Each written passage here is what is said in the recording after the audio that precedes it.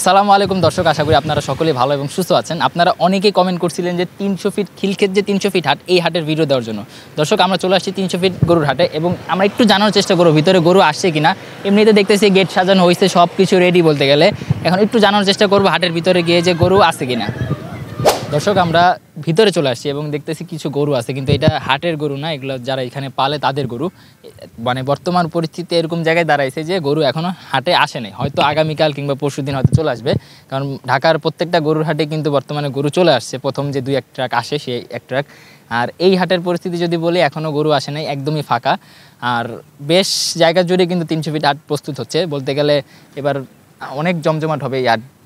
এবং পরিস্থিতি যদি বলি যে একদমই কাজ শেষের দিকে, খুব শীঘ্রই হয়তো হাটের কাজ শেষের দিকে হবে এবং গরুও চলে আসবে ইনশাল্লাহ। আর আরেকটি কথা না বললেই নয়, আমরা কিন্তু 100 ফিট হাটের ভিডিও করে আসলাম, মাত্র 100 ফিট হাটে গরু চলে আসছে।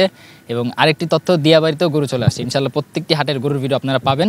তো যারা এই হাটের ভিডিও চেয়েছিলেন তাদেরকে অসংখ্য ধন্যবাদ। আপনারা চাইছেন বলে আমরা দিতে পারছি। আপনারা প্রত্যেকটা হাটের কমেন্ট করবেন যে কোন কোন হাটে আমাদের যাওয়া লাগবে, আমরা ইনশাল্লাহ প্রত্যেকটা হাটে যেয়ে আপনাদের জন্য ভিডিও করব। আর অবশ্যই আমাদের ভিডিওগুলো দেখার পর লাইক দিবেন, সাবস্ক্রাইব করে আমাদের সাথেই থাকবেন। অনেকেই বলেন ভাই ভিডিও পাই না, বেল আইকনটা না অন করলে কিন্তু আপনারা ভিডিও পাবেন না। আর আমাদের একটা ফেসবুক গ্রুপ আছে, আপনারা সেই গ্রুপে অ্যাড হতে পারলে আপনাদের জন্য সুবিধা হবে, সব তথ্য আপনারা জানতে পারবেন। ওটার লিঙ্ক আমি আমার ডিসক্রিপশন বক্সে এবং কমেন্ট বক্সে দিয়ে দিব। সবাই ভালো থাকবেন, সুস্থ থাকবেন। আজকের মতো এখানে বিদায়, আল্লাহ হাফিজ।